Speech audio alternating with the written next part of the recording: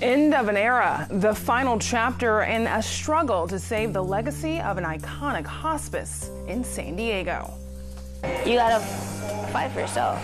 You fight for yourself, I'll fight with you. Man, fight together. Helping at-risk youth by hiring someone who knows what they're going through, and the class trying to help. 01010101001. When a North Korean defector meets a South Korean man online, the universal themes explored in a one intimate story at La Jolla Playhouse. KPBS Evening Edition starts right now.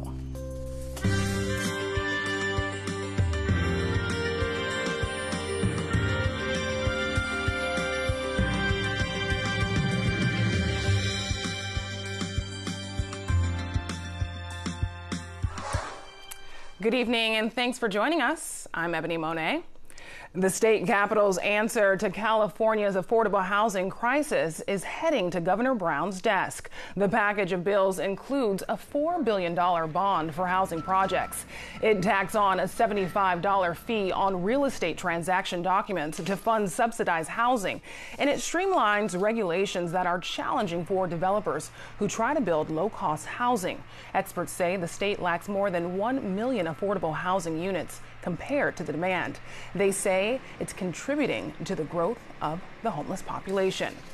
California is a step closer to becoming a sanctuary state.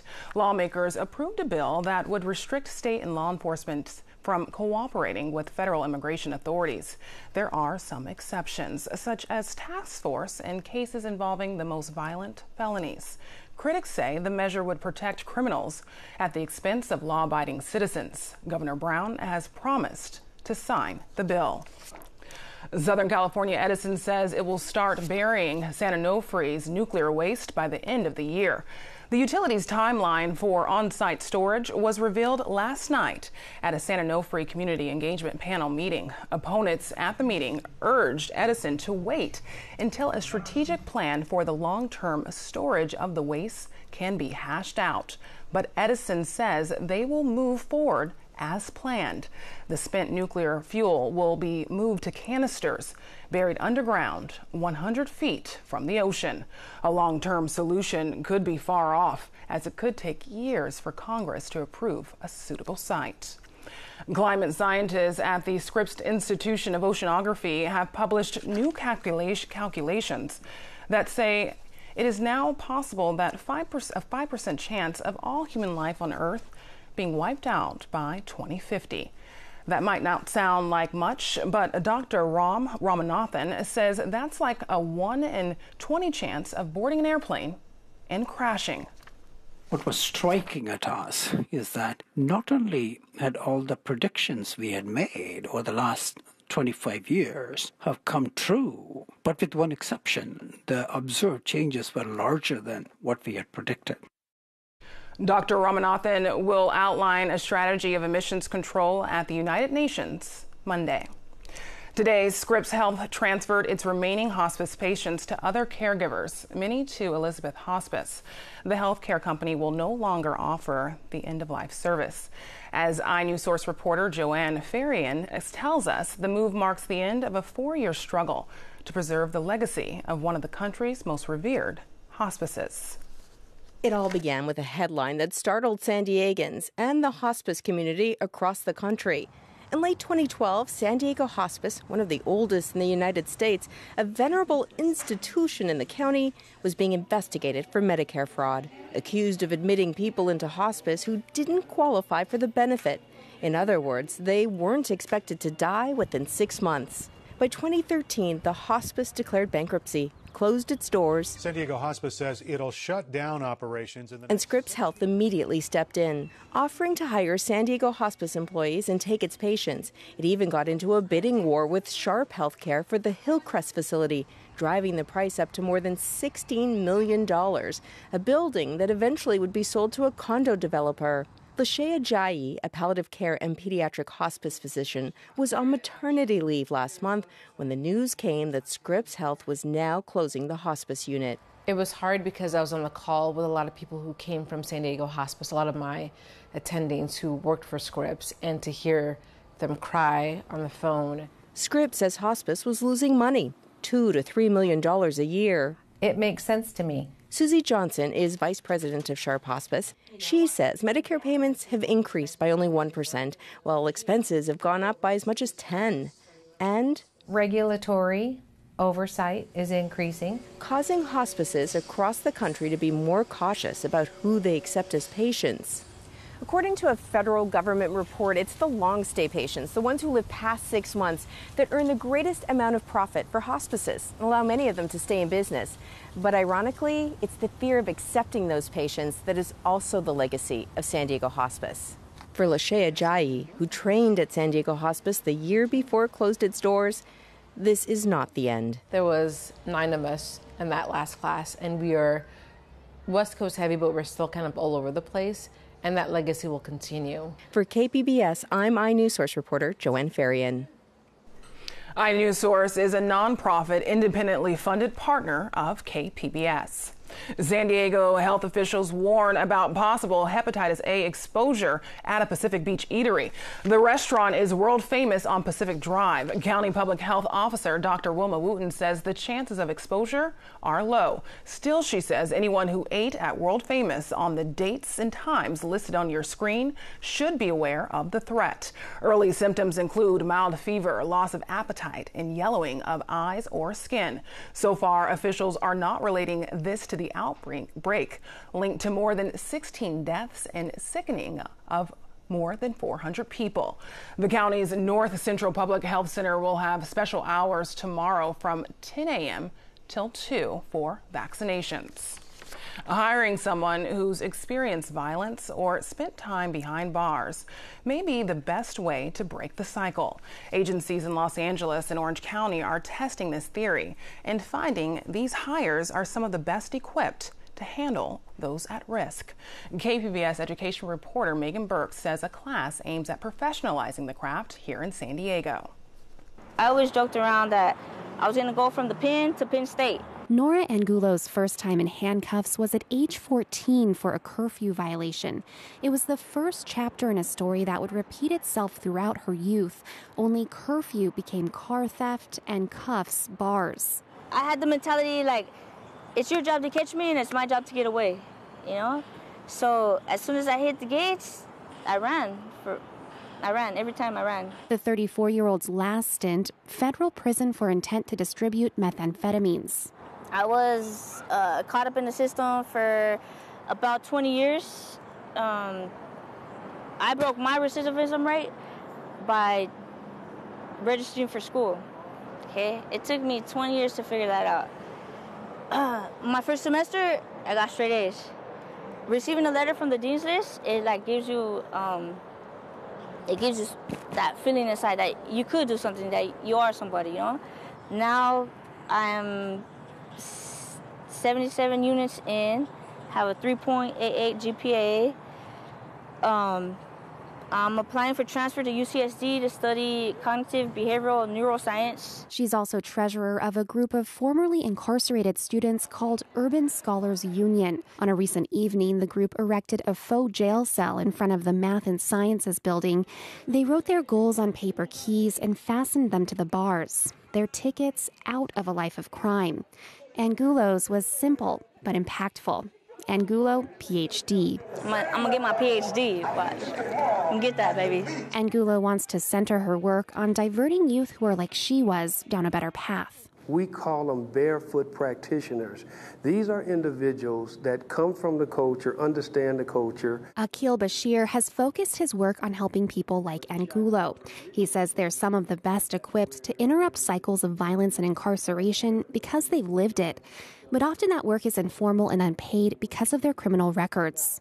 Far too often, because of grants, because of economic resources, et cetera, being brought to the table, people that know this work, that do this work, are marginalized because they don't have the framework of how to present the work. Bashir and several San Diego community members have developed a certificate course at Alliant University to help professionalize the work. It covers concepts mental health practitioners and social workers use and a set of professional standards for street outreach. The fourth cohort just graduated, including Angulo. The class also serves future psychologists, attorneys, and Alliant faculty. We as academics tend to go into neighborhoods and go, I've got it all sorted out. But no, we don't. We've got the academic lens, and when we partner with people that have the community lens, we're going to get it right.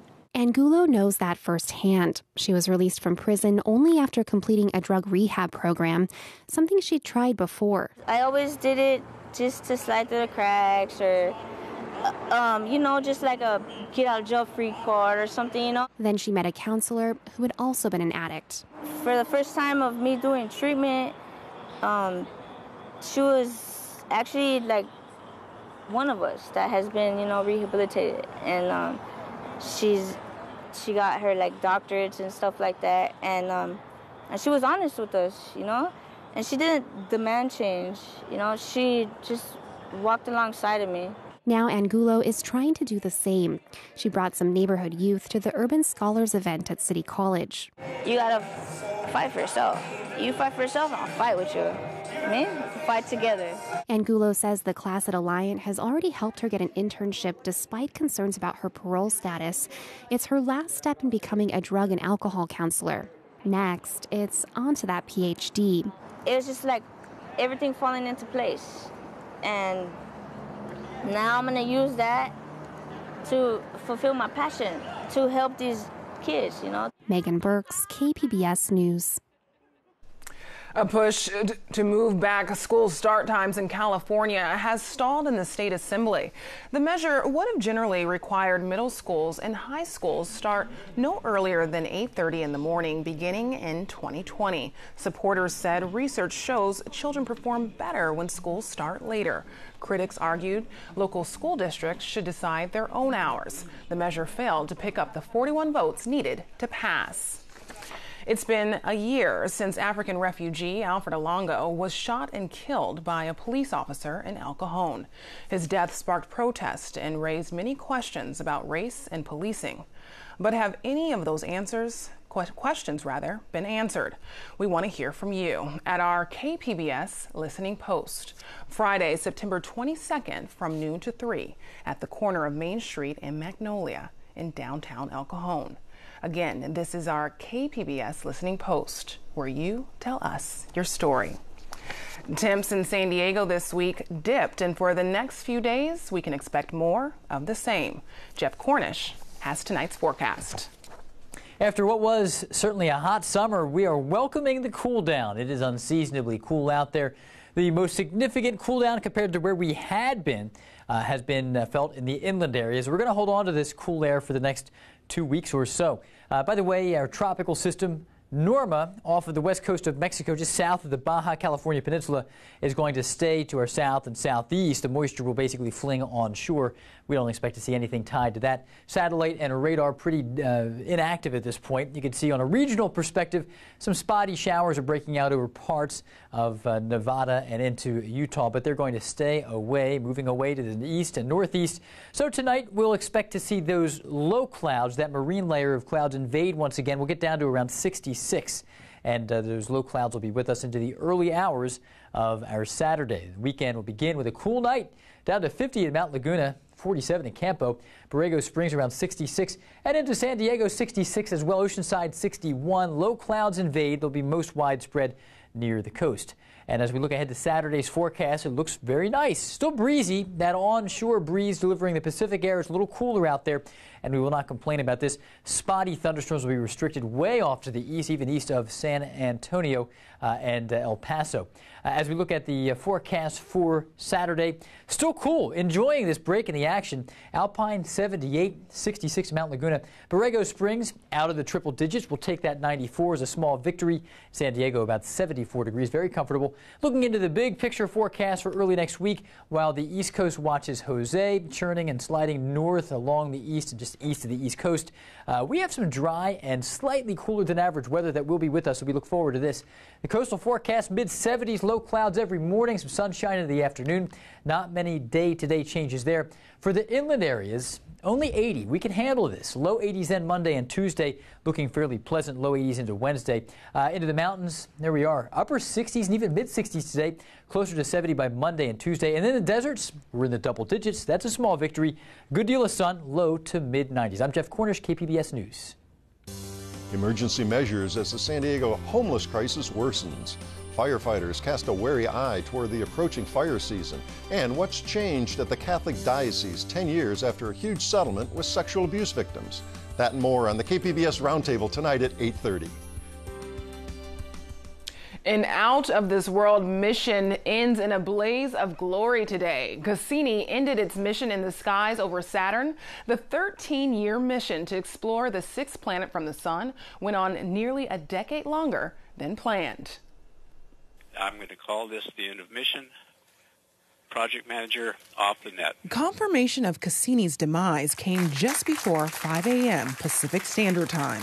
That's when radio signals went flat and Cassini fell silent. There are times in this world when things just line up, when everything is just about perfect. A child's laugh, a desert sunset, and this morning. It just couldn't have been better. This was the only spacecraft to ever orbit Saturn.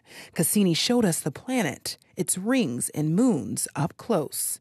It also discovered ocean worlds on Saturn's moons, which could possibly harbor life. The discoveries that Cassini has made over the past 13 years in orbit have rewritten the textbooks of Saturn, have discovered worlds that could be habitable, and have guaranteed that we will return to that ringed world. Cassini's voyage started in 1997. In 2004, it finished its billion-mile trip to the ringed planet, and it's been exploring Saturn ever since. We've had 13 years at Saturn, but 20 years of an incredible spacecraft that was designed by people, and I can't emphasize this enough, that had 30 years of experience when they designed it. They took all the lessons learned from the Voyagers and the Galileos and the Magellans and Mars Observer and built a perfect spacecraft. Cassini worked up until its grand finale, snapping last photos. It sampled Saturn's atmosphere this morning as it made its final plunge. For space fans, today's dramatic end of Cassini plunging to its fiery death in Saturn's atmosphere is downright operatic. Planetary Society board member Robert Picardo of Star Trek Voyager thought so anyways. Here he is singing a special goodbye to the spacecraft. Goodbye, Cassini, your mission's fini.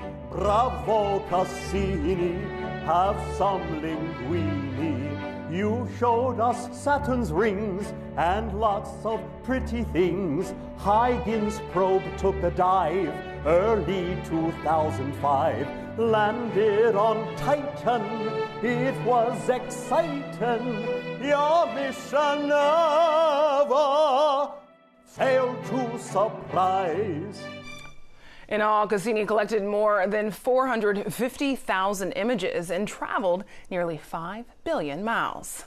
This weekend is Mexican Independence Day, and there are a lot of ways to celebrate around the county. Plus, it's the return of one of San Diego's favorite music festivals. Arts calendar editor Nina Guerin has more in this weekend's preview.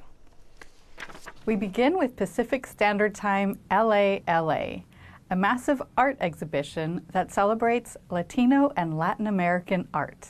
More than 70 museums throughout Southern California will put on shows that explore Latin themes, including 6 in San Diego. The Mingue, the Museum of Contemporary Art San Diego, and San Diego Museum of Art are all participating. Most of the exhibits are centered in Los Angeles. If you plan to go, Sunday's a good day since many museums will be offering free admission. This weekend is also Mexican Independence Day, and there'll be a grand celebration in Old Town. Fiestas Patrias will honor 1800s Mexican history with an afternoon of music, dancing, and food. There will also be mariachis performing all throughout the day. Make sure to get there at noon so you can hear the official ringing of the Independence Day bell.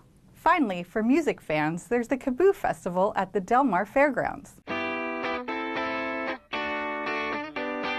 This 3-day event prides itself on comfort, quality, and good times, or a musical festival for grown-ups. This year it welcomes high-profile acts like Pink, Tom Petty and the Heartbreakers, Weezer, Jackson Browne, Ice Cube, and many more. There's also a great comedy stage with Maria Bamford and Patton Oswalt, an impressive collection of art, and areas where you can sample foods from top chefs. For KPBS Arts, I'm Nina Guerin.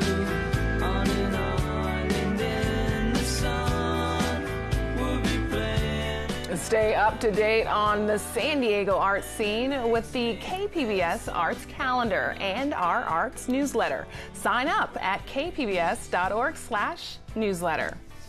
Wild Goose Dreams looks to a pair of displaced people trying to make connections. The play is running now at the La Jolla Playhouse. KPBS Arts reporter Beth Accomando speaks with the creative team about how the internet became a character in the production.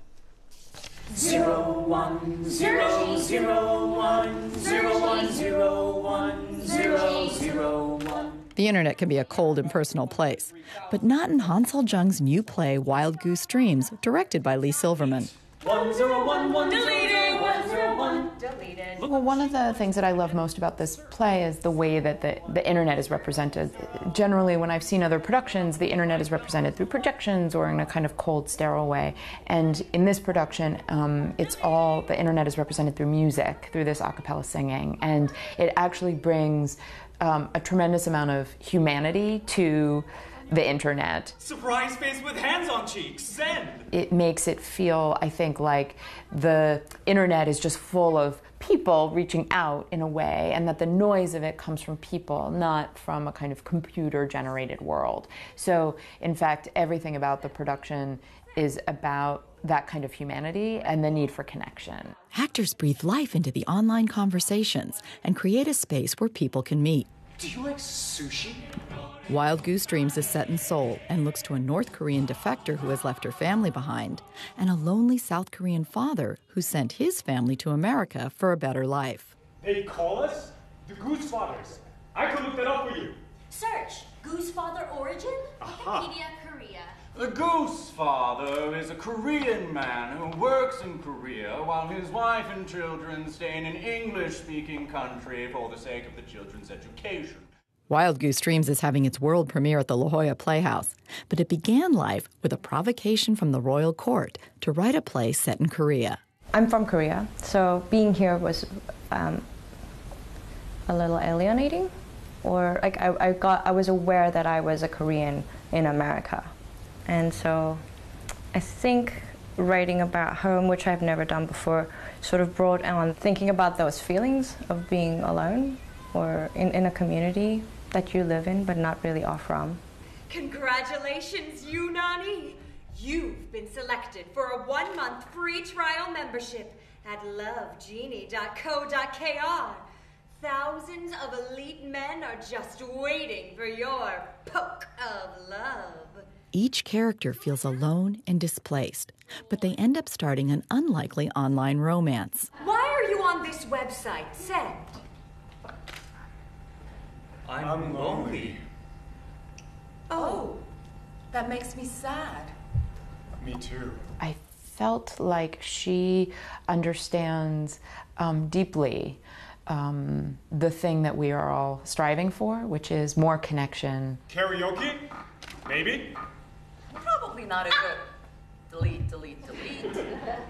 I think that this story of longing and loss and missing your family and wanting to feel at home in both yourself and your country is something that we can all identify with. And that sense of dislocation that her characters feel, while they are Korean, it could also be American. And I think that that is the gift of really great writing, is that the more specific it is to a different culture, the more you feel it in your own culture and in your own heart. Chung began writing her play years ago, but its themes about displaced people feels particularly resonant in today's political climate. I would like there to be complicated feelings and an invitation to look into the same struggle they're having in their lives in terms of identifying people that you will fight for, identifying people you have taken for granted, and also in the larger political scheme to look around at outsiders versus insiders and like sort of try to find a commonness within each other. Wild Goose Dreams takes flight at La Jolla Playhouse with the hope that it can connect with audiences in meaningful ways. Beth Accomando, KPBS News. La Jolla Playhouse's Wild Goose Dreams runs through October 1st at the Mandel Weiss Forum. You can find tonight's stories on our website, kpbs.org/evening edition. Now we leave you with an NPR Tiny Desk concert by Alani. Thanks for joining us. Have a great night. Just an old-fashioned kiss. Kiss me hot even in winter. How can I resist? Oh, how you tease me. A simple kiss upon my cheek makes my knees a little weaker. Your lips are like spring, morning dew on a red rose. A kiss me quick, oh, a kiss me hard.